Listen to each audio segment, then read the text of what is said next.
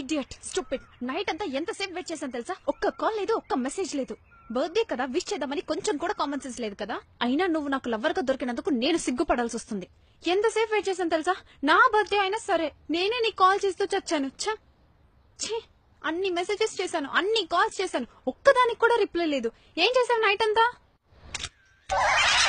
Gift కూడా తెలియదు. మా మమ్మీ మా డాడీ అందరూ విష్ చేశారు, నువ్వు ఒక్కడివి తప్ప.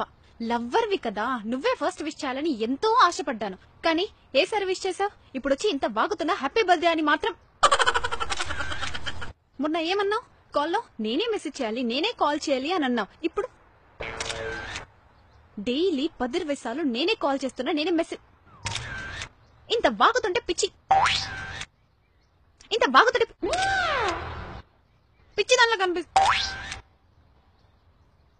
పిచ్చిదానిలో కనిపిస్తున్నానా? అవునులే, నేనే నీకోసం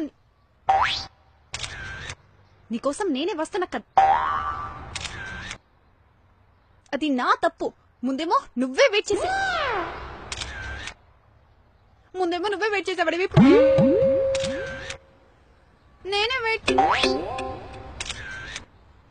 వెయిట్ చేయాల్సి వస్తుంది నీకోసం. అయినా కూడా